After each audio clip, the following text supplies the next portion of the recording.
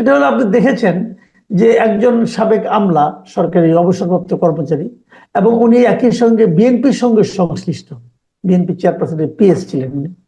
তো উনি একটা অভিযোগ তুললেন শুক্রবার দিন যে উনি গোয়েন্দা তথ্যের উপর ভিত্তি করে কথাটা বলছেন বলে দাবি করলেন, এবং উনি বললেন যে 8 জন উপদেষ্টা মানে অপরিসীম দুর্নীতি করেছেন, এই তথ্য ওনার কাছে আছে। উনি নাম বলেননি। পরে আমরা দেখলাম এরপরে সরকার প্রতিবাদ করলেন, যে অ্যাসোসিয়েশনের পক্ষ থেকে উনি গিয়েছিলেন তারা প্রতিবাদ করলেন, এবং এই দুটো প্রতিবাদ হতে পারে। কিন্তু আমি বুঝতে পারলাম না বিএনপির মহাসচিব মির্জা ফখরুল ইসলাম আলমগীর কিভাবে ওনাকে সার্টিফিকেট দিলেন যে ওনারা খুবই সৎ। এটা আপনি কিভাবে মূল্যায়ন করছেন? আপনাকে ধন্যবাদ, দর্শক শ্রোতাদেরকে ধন্যবাদ। আমাদের রাজনীতিতে যতগুলো খারাপ দিক আছে তার সব থেকে আলোচিত বিষয়টা হলো পলিটিশিয়ানদের দুর্নীতি। বিশেষ করে যারা ক্ষমতায় বসেন তারা তাদের ক্ষমতাকে ব্যবহার করে নানা ধরনের দুর্নীতি করে। গত যে সরকারটিকে আমরা গণঅভ্যুত্থান করে বিদায় দিয়েছি তার পেছনে মানুষের দীর্ঘদিনের যে ক্ষোভ ছিল তার একটা বড় কারণ ছিল তারা সীমাহীন দুর্নীতির সাথে জড়িয়ে পড়েছে, এবং মানুষের সেই ক্ষোভকে তারা খুব একটা গুরুত্ব দেননি। তার প্রমাণটা হচ্ছে সর্বশেষ সাবেক প্রধানমন্ত্রীর কাজের লোকের 400 কোটি টাকার মালিকানার বিষয়টি। তিনি হাসতে হাসতে এই বিষয়টি নিয়ে তার প্রতিক্রিয়া জানিয়েছিলেন। আমরা স্বাভাবিকভাবে ভেবেছিলাম অসংখ্য শিক্ষার্থীর রক্তের মধ্য দিয়ে এই যে সরকারটি এসেছে তারা অন্তত আগের যে সংস্কৃতি, দুর্নীতির যে সংস্কৃতি সেখান থেকে বেরিয়ে আসবে। কিন্তু আমরা বাংলাদেশের এই সময়কালে মিডিয়াগুলো প্রচন্ড একটা ভীতির ভেতরে আছে, এটা আমরা জানি। তারপরেও সোশ্যাল মিডিয়াতে মাঝে মধ্যে উপদেষ্টাদের সম্পর্কে নানা রকমের তথ্য, নানা রকমের অভিযোগ এগুলো কিন্তু আসে। আমরা কিন্তু এই অভিযোগগুলো সরকার উড়িয়ে দেয়, উড়িয়ে দিতে পারে, উড়িয়ে দেওয়ার সংস্কৃতিটা আছে। আবার কতগুলো অভিযোগ আমরা প্রমাণ করতে না পারলেও মোটামুটি আমরা ধারণা করতে পারি যে এর ভিতরে সত্যতা কতটুকু আছে। আপনার মনে থাকার কথা, শিল্পকলার ডিজি পদত্যাগ করেছিলেন ওই মিনিস্ট্রির উপদেষ্টার দুর্নীতির অভিযোগ তুলে। সরকার কি সেই অভিযোগের কোনো তদন্ত করেছে? না। সরকারটি ক্ষমতা গ্রহণ করার পর প্রথম যে অভিযোগটি উঠেছিল ডিসি নিয়োগ ক্ষেত্রে, গত বছরের সেপ্টেম্বর মাসে তারা একটা তদন্ত কমিটি করেছিলেন 4 জন উপদেষ্টাকে দায়িত্ব দিয়ে। সেই 4 সদস্যের উপদেষ্টাদের একজন পদত্যাগ করে তিনি একটা রাজনৈতিক দল গঠন করেছেন, বাকি 3 জন আছেন। কিন্তু সরকার সেই ঘটনার ইয়েস অর নো কোনো তথ্য মানুষের কাছে দেয়নি। এর ভেতর থেকে যেটা পরিষ্কার হয় যে সরকার এই তথ্যগুলোকে গোপন করা অথবা বিষয়টিকে আমলে না নেওয়ার একটা কালচার তাদের মধ্যে আছে।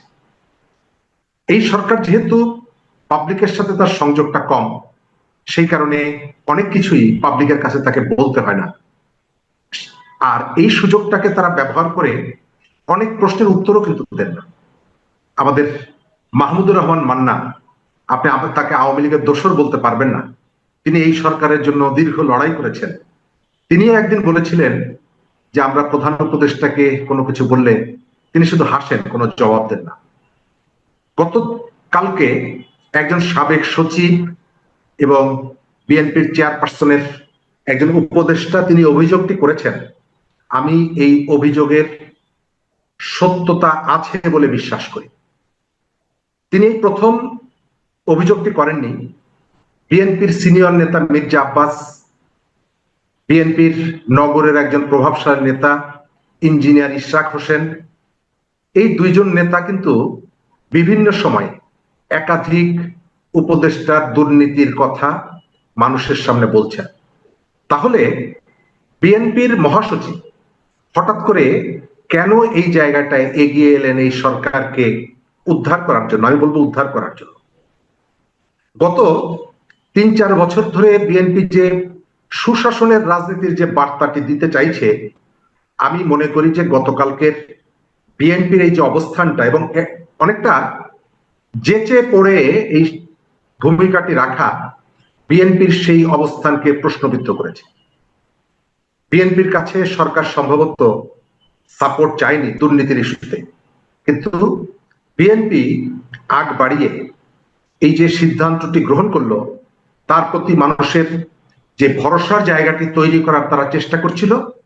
আমাদের মিডিয়া নানা কারণে তাদের দুটো টার্গেট ঠিক করেছে। এক হচ্ছে যত পারো আওয়ামী লীগের বিরুদ্ধে, আওয়ামী লীগ সম্পর্কে নিউজ করো, তাদের নেগেটিভ দিকগুলো, আর বিএনপিকে একটা পজিটিভ জায়গায় দেওয়ার চেষ্টা করো। এই প্রবণতাটা তাদের মধ্যে আছে এবং এর পেছনে কেউকে খুশি করা বা কাউকে কারো ভয়ে এই কাজটি তারা করছে। বিএনপির কাছে কিন্তু সরকার বলেনি যে আমাদেরকে সাপোর্ট করো, তারপরেও বিএনপি সাপোর্ট করেছে। সেকেন্ড হচ্ছে বিএনপির সিনিয়র কয়েকজন নেতা গত কয়েক মাস ধরে এই সরকারের কয়েকজন উপদেষ্টার বিরুদ্ধে দুর্নীতির যে অভিযোগ তুলছিলেন সেটিকে বিএনপি নাকচ করে দিল। তাহলে প্রশ্ন জাগে যে বিএনপি যেহেতু এই সরকারকে দুর্নীতির যে অভিযোগ সেটিকে নাকচ করে দিল, তাহলে তাদের যে নেতারা অভিযোগটি তুলছেন বিএনপি কি তাদের বিরুদ্ধে কোনো ব্যবস্থা নেবে? অহেতুক গণঅভ্যুত্থানের ভেতর থেকে একটি সরকার, তার বিরুদ্ধে বিএনপি অভিযোগ করছে এবং বিএনপির একাধিক নেতা, আর গতকালকে বিএনপি বলল যে না এটি সত্য না, তাহলে বিএনপির দায়িত্ব হচ্ছে তাদের বিরুদ্ধে ব্যবস্থা নেওয়া। আমরা আশা করব যে ওই নেতাদের বিষয়ে, তাদের বক্তব্যের বিষয়ে বিএনপি তার অবস্থান স্পষ্ট করবে। জি, এই এই ক্ষেত্রে এই যে ঘটনাটা আপনি বললেন, আমি আপনার কাছে জানতে চাচ্ছি যে আপনার কি মনে হয় যে কি এমন ঘটেছে যে মির্জা ফখরুলকে এভাবে অনেকটা মানে স্বতঃপ্রণোদিত হয়ে মানে দুর্নীতির অভিযোগে অভিযুক্ত উপদেষ্টাদেরকে নিষ্পাপ নিষ্কলুষ এরকম সার্টিফিকেট দিতে হলো? এটা কেন? এটা কি কিছু পাওয়ার লোভে নাকি কোনো চাপে পড়ে? প্রথমত আমি যেটা দেখতে পাচ্ছি একজন রাজনৈতিক সচেতন কর্মী হিসাবে আমার অবজারভেশন হচ্ছে বিএনপির ডোমেস্টিক লিডার যারা আছেন এবং ইন্টারন্যাশনাল পর্যায়ে যারা অবস্থান করছেন তাদের চিন্তার মধ্যে, বাস্তবতার মধ্যে সম্ভবত ভাবনার একটা পার্থক্য আছে। এখানকার যে সমস্ত নেতারা তারা যেভাবে দেখছেন, বাইরে যে নেতারা থাকছেন তারা যেহেতু দূরে থাকছেন, অনেক বিষয় এবং পাবলিক পারসেপশন গুলো তাদের কাছে প্রপারলি যাচ্ছে না। সেকেন্ড জায়গাটা হচ্ছে বিএনপি সম্ভবত ধারণা করেছে যে এই সরকারের কাছ থেকেই নির্বাচনটা নিতে হবে। তারা যে কোনো মূল্যে হচ্ছে একটা নির্বাচন নিতে চাইছেন এবং সরকারকে মাথায় হাত বুলিয়ে নির্বাচনটা তারা নিতে চান এবং তাদের ধারণা যে নির্বাচন হলে তারা যেহেতু ক্ষমতায় যাবেন, সুতরাং ক্ষমতার প্রশ্নে তারা কোনো রকমের কোনো ঝুঁকি নিতে চান না। সরকারকে খেপিয়ে তুলে, যেহেতু আপনি জানেন যে দেশের ভেতরের একটা অংশ নির্বাচন না হোক এটি চাইছে, সরকারের ভেতরেরও একটা অংশ নির্বাচন না হোক এটা চাইছে। বিএনপি সেই ঝুঁকিটা নিতে চাইছে না। সম্ভবত বিএনপির পজিশনটা হচ্ছে 111 সরকারের সময় আওয়ামী লীগ যেমনি ভাবে 111 সরকারের কর্ম এবং অপকর্ম উভয়কে যেভাবে বৈধতা দেওয়ার জন্য আগের থেকেই তাদের সাথে একটা আলাপ আলোচনা এবং তাদের কথা বক্তব্যের ভেতর থেকে বার্তাটি দিয়েছিলেন, সম্ভবত এই সরকারকেও বিএনপি তার সমস্ত কর্ম এবং অপকর্মগুলোকে এক ধরনের কখনো নীরব থেকে, কখনো সামান্য কথা বলে অথবা একটু কৌশলী হয়ে এই সরকারের কাছ থেকে নির্বাচনটা আদায় করার জন্য সম্ভবত এই স্ট্যান্ডটা তারা নিয়েছে। তবে একটা পলিটিক্যাল পার্টি হিসাবে অনেক সময় কৌশলগুলো কিন্তু জনগণ গ্রহণ করে না। তারা তাদের ক্ষোভ বা বিরক্তিটা পাবলিকলি প্রকাশ করে না, কিন্তু ভেতরে ধারণ করে। আমি উপদেষ্টাদের যে অভিযোগের কথা বললাম, এই অভিযোগ কিন্তু সারা দেশে ছড়িয়ে আছে। এমনকি ছাত্র আন্দোলনের নেতা, সমন্বয়ক, তাদের সম্পর্কেও ঠিক আপনার এখানে বসার 10 মিনিট আগে দেখলাম এক মফস্বলের এক সমন্বয়ক টেলিফোন করে তার সহকর্মীদেরকে বলছে কোথায় যেন তিনি চাঁদাবাজির জন্য লোক পাঠিয়েছেন এবং তাদেরকে ডিরেকশন দিচ্ছে যে তোমরা একটু তাদের সঙ্গে কথা বলো, আরো 5 লাখ টাকা তাদের কাছ থেকে নেওয়া যায় কিনা। অর্থাৎ এই যে চাঁদাবাজির খবরগুলো, এই যে অনিয়ম দুর্নীতির খবরগুলো, এই খবরগুলো কিন্তু ঢেকে রাখা যাচ্ছে না, প্রকাশিত হচ্ছে। সুতরাং যে কোনো পলিটিক্যাল পার্টি এই দুর্নীতির পক্ষে যদি দাঁড়ায়, সে তার ইমেজটাকে কিন্তু হারাবে। আমাদের জুলাইয়ের স্পিরিট কিন্তু যে কোনো ব্যক্তি বা সরকার প্রতিষ্ঠান, রাজনৈতিক দলের দুর্নীতিকে ধামাচাপা দেওয়া অথবা কোন একটা নির্দিষ্ট কারণে অনুরাগ প্রদর্শন করা না। জি, এখানে আরেকটা কথা, আপনি যেহেতু নির্বাচনের কথা বললেন যে বিএনপি আশা করছে, বিএনপি চাচ্ছে যে কোনো কিছুর বিনিময়ে নির্বাচনের ঠিকঠাক মতো হয়ে যায়, কিন্তু নির্বাচন না হওয়ার কোনো আশঙ্কা কি আপনি দেখছেন? আমি একটা জিনিস লক্ষ্য করছি, সেই জিনিসটা হলো যে যদিও প্রধান উপদেষ্টা নিজে ঘোষণা করেছেন যে ফেব্রুয়ারিতে ইলেকশন হবে, কিন্তু তারপরে অনেকে আমাকে প্রশ্ন করছেন যে আসলে কি ফেব্রুয়ারিতে হবে? তার মানে সরকার প্রধানের বক্তব্যকেও সাধারণ মানুষের মধ্যে অনেকে ঠিক বিশ্বাস করতে পারছে না। ডক্টর ইউনূসের মতো ব্যক্তি যখন এরকম সাধারণ মানুষের কাছে বিশ্বাস যোগ্যতা হারিয়ে ফেলে, তখন সামগ্রিকভাবে আপনি কি মনে করছেন, কেন এরকম হচ্ছে? কেন নির্বাচনের মানুষের মধ্যে দ্বন্দ্ব, শঙ্কা থেকে যাচ্ছে? বাংলাদেশের এখন যে সরকারটি আছে, এই সরকারটি শুধুমাত্র কতগুলো ডোমেস্টিক পার্সপেক্টিভে ক্ষমতা গ্রহণ করেছে বিষয়টি তা। এর সঙ্গে ইন্টারন্যাশনাল অনেকগুলো অ্যাক্টরদের ইচ্ছে এবং অনিচ্ছার বিষয় আছে। আমাদের আঞ্চলিক কতগুলো শক্তির সংযোগ আছে। সুতরাং এবারের নির্বাচনের ইস্যুটার অনেকগুলো পকেট এর সাথে যুক্ত হয়ে আছে। ইয়েস অথবা নো আপনি এক কথায় বলে দিতে পারবেন না। আমাদের রাজনীতিতে সময় যত যাচ্ছে, আঞ্চলিক এবং আন্তর্জাতিক খেলোয়াড়দের প্রভাবটা তত বাড়ছে। সুতরাং তাদের কতগুলো যেমনি হিসাব আছে, একই সঙ্গে এই সরকারের ভেতরে অথবা সরকার যাদেরকে ডেকে নিয়ে এসেছে, আপনি জানেন যে অনেক সচিব তাদেরকে কিন্তু বাড়ির থেকে ডেকে এনে চাকরি দেওয়া হয়েছে, দায়িত্ব দেওয়া হয়েছে। স্বাভাবিকভাবে তারা একটা দীর্ঘ সময় এখানে কাজ করতে পারেনি আগের রাজনৈতিক সরকারের কারণে। সুতরাং তারা 1 বছরের মতো দায়িত্ব পালন করে তারা চলে যাবেন, যেহেতু তাদের কাজের সেই সুযোগটা এখনো আছে, সেই সক্ষমতাটুকু আছে, আমার সেটি মনে হয় না। সুতরাং অনেকগুলো কারণ মিলে বাংলাদেশে নির্বাচন হওয়া না হওয়ার ক্ষেত্রে কেবলমাত্র পলিটিক্যাল অ্যাক্টর যারা, তাদের ইচ্ছা অনিচ্ছাই কিন্তু প্রধান না। তার সঙ্গে আপনার আমলা, সিভিল ব্যুরোক্রেসি, মিলিটারি ব্যুরোক্রেসি, তারপরে পুলিশ অ্যাডমিনিস্ট্রেশন, এই ধরনের অনেকগুলো উইং কিন্তু এর সাথে যুক্ত থাকে।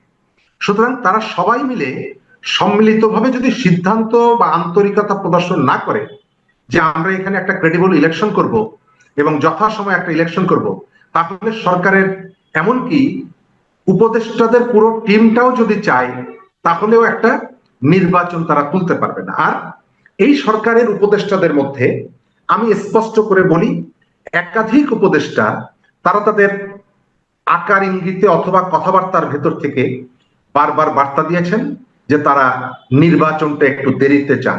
আর আপনি যার কথা বললেন আমাদের প্রধান উপদেষ্টা, আমার কাছে তিনি অন্যান্য বিষয়ে তার ওই যে কি 3G 4G যে সমস্ত থিওরিগুলি তিনি দেন, এইসব বিষয়ে মাইক্রো ক্রেডিট, তারপরে সোশ্যাল বিজনেস, এই জায়গাগুলোতে তিনি যেভাবে স্পষ্ট করে কথা বলেন, আমি গত 1 বছরে বাংলাদেশের নির্বাচন নিয়ে তার কাছে ওই স্পষ্টতা অর্ধেক স্পষ্ট বক্তব্য আমি এখন পর্যন্ত জানতে পারিনি।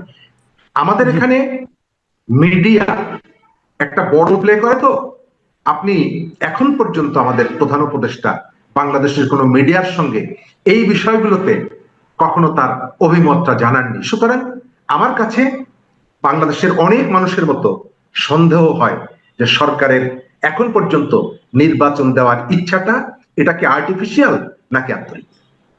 জি, আমি একটু প্রসঙ্গ পরিবর্তন করতে চাচ্ছি।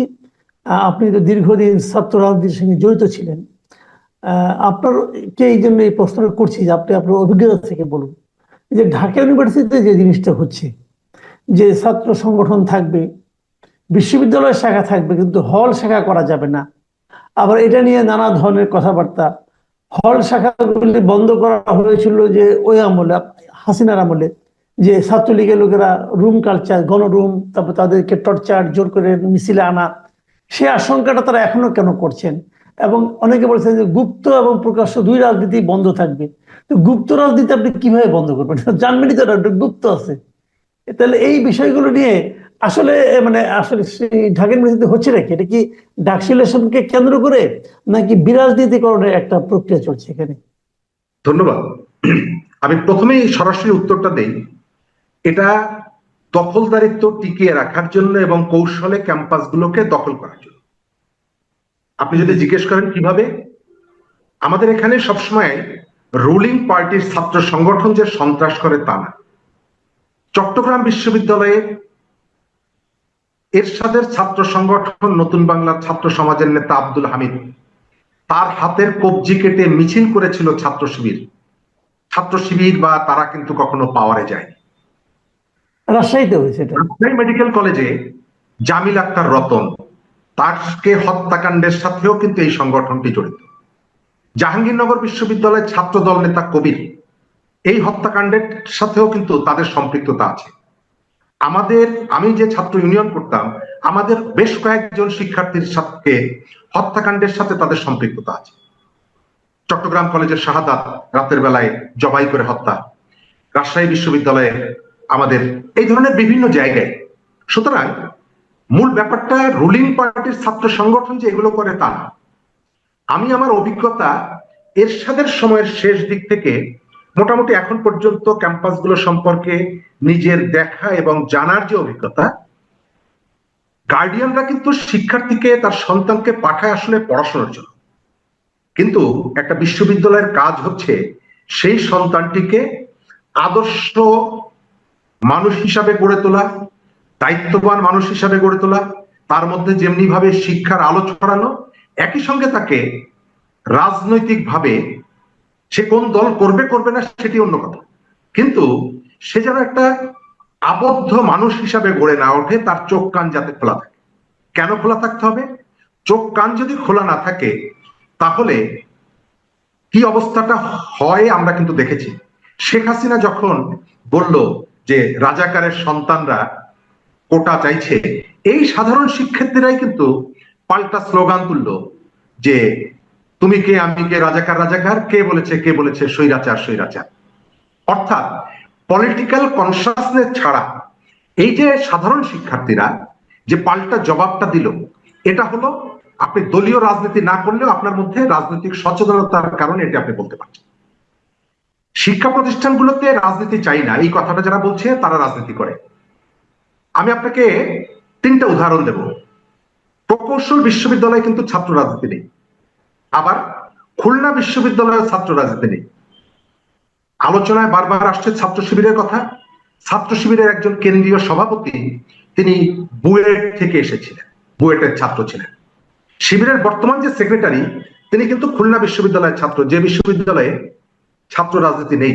আচ্ছা মাসুদ ভাই, আপনি কি বিশ্বাস করেন জাতীয়তাবাদী ছাত্র দল, ছাত্রলীগ, ছাত্র শিবির, ছাত্র ইউনিয়ন একটা ছেলেকে সভাপতি বা সেক্রেটারি বানায় যে কখনো রাজনীতি করেনি, শুধু পড়াশোনা করেছে, তাকে এনে প্রেসিডেন্ট সেক্রেটারি করে? তাহলে আপনি দেখতে পাচ্ছেন গত কয়েকদিন আগে তিতুমির কলেজে যে ছাত্রটি বলল যে আমরা রাজনীতি চাই না, তাকে দেখা গেল শিবিরের কমিটির সেক্রেটারি। অর্থাৎ আপনি আপনার দলীয় রাজনীতিটাকে একটু কৌশলের কারণে আপনার ওয়ার্কিং স্টাইলটা অন্ধকারের মধ্যে গোপনে পরিচালিত করার একটা এক্সপেরিয়েন্স যেহেতু আপনার আছে, সেই কারণে এই দাবিটা তোলা হয়েছে একেবারে পরিকল্পিতভাবে। ছাত্র শিবির হলগুলোতে পানির ফিল্টার দিচ্ছে। আচ্ছা, ছাত্র দল যদি কালকে প্রত্যেকটা হলে ক্যারাম বোর্ড দেয়, তাদেরকে কি সেই সুযোগটা দিবে? কখনোই দিবে না। কারণ এই যে যারা বলছে যে ছাত্র রাজনীতি চাই না, এরা প্রত্যেকেই রাজনৈতিকভাবে সচেতন এবং এদের বিরাট একটা অংশের রাজনৈতিক ভাবনা আছে।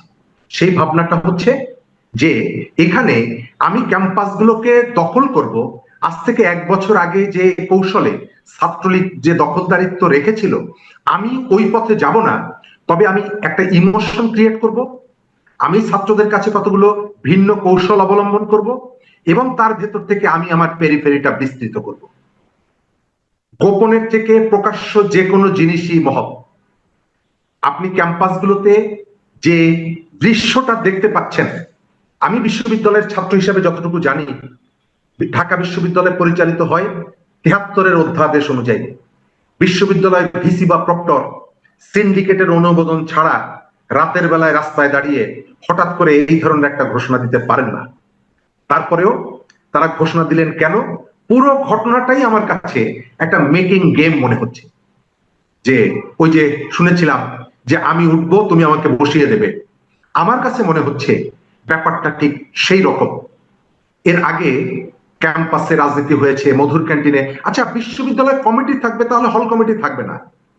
আপনিই তো বলছেন যে লোকাল গভর্নমেন্ট ইলেকশন যদি না হয় তাহলে ন্যাশনাল ইলেকশন হতে পারবে না। তাহলে একটা বিশ্ববিদ্যালয় কমিটি লোকাল গভর্নমেন্ট তো ডিপার্টমেন্ট কমিটি, একটা বিশ্ববিদ্যালয় কমিটি যদি সেন্ট্রাল গভর্নমেন্ট হয় তাহলে তার লোকাল গভর্নমেন্ট তো ওই যে হল কমিটি। অর্থাৎ আপনি ন্যাশনাল পলিটিক্সের যে রোলটা নিচ্ছেন, এই জায়গাটায় তার উল্টা ভূমিকা রাখছেন। তার কারণ হচ্ছে আপনার সুবিধা যেখানে। আমার ধারণা বিশ্ববিদ্যালয়গুলোকে আমরা যে অভিযুক্ত করছি, কোন কোন জায়গায় অভিযোগটা ঠিক না। গত 1 বছরে বাংলাদেশে হাজার খানেক মানুষ হত্যাকাণ্ডের শিকার হয়েছে। আমাদের সৌভাগ্য হচ্ছে বিশ্ববিদ্যালয়গুলোতে গত 1 বছরে এই ধরনের কোনো ঘটনা ঘটেনি। তার অর্থ হলো যে দখলদারিত্ব যদি না থাকে, আপনার প্রতিযোগিতার প্রতিদ্বন্দ্বিতার পরিবেশটা যদি থাকে এবং সবাইকে কাজ করার সুযোগটা যদি আপনি দেন, হল, গেস্ট রুম, নির্যাতনের কালচারটা যদি বন্ধ করেন, তাহলে বিশ্ববিদ্যালয়ের অনেক সমস্যার সমাধান করা যায়।